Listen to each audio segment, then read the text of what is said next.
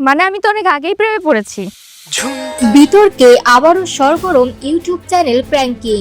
চ্যানেলের প্রতিষ্ঠাতা ও মালিক আর্থিক সজীব এবং অভিনেত্রী শায়লা সাথীর বিরুদ্ধে অনৈতিক আচরণ ও পেশাগত অনিয়মের অভিযোগ ঘিরে সামাজিক যোগাযোগ মাধ্যমে চলছে তুমুল আলোচনা। আগেও কয়েকবার সাবেক সদস্য প্রকাশ্যে অভিযোগ করেছিলেন শায়লা সাথীর ঘনিষ্ঠ সম্পর্কের কারণে টিমে পক্ষপাতিত্ব, অবহেলা এবং বিনা কারণে সদস্য বাদ দেওয়ার ঘটনা ঘটেছে। এবার সেই বিতর্কে মুখ খুললেন বর্তমান সদস্য ও অভিনেত্রী আরোহী মিম। মিমের অভিযোগ, সাথী এই টিমে রাজনীতি করছে, তার জন্য অনেক সদস্য সমস্যায় পড়েছে, কেউ কেউ দল ছাড়তে বাধ্য হয়েছে।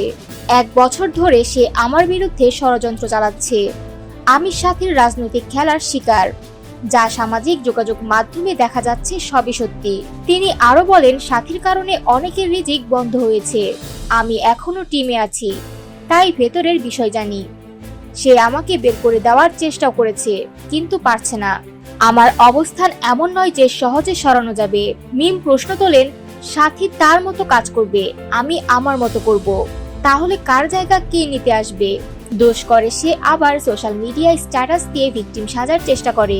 তার দর্শকদের অনেকেই না বুঝেই বিশ্বাস করে ফেলে। মিমের ভাষায়, সাথী সবার সঙ্গে শত্রুতা করে, পিছনে লাগে এবং ক্ষতি করার চেষ্টা করে, কিন্তু বাইরে থেকে নিজেকে নির্দোষ দেখায়। তার আসল রূপ দর্শক বোঝে না। বিতর্ক আরো বেড়ে যায় সম্প্রতি এক ঘটনায়। জানা গেছে, স্কুল গ্যাং নামের একটি ওয়েব সিরিজের শুটিং সেটে বাকবিতণ্ডার জেরে রেগে গিয়ে শায়লা সাথীর মুখে সরাসরি জুতা নিক্ষেপ করেন আরোহী মিম। এই ঘটনার পর থেকেই বিষয়টি নিয়ে অনলাইনে ব্যাপক আলোচনা চলছে।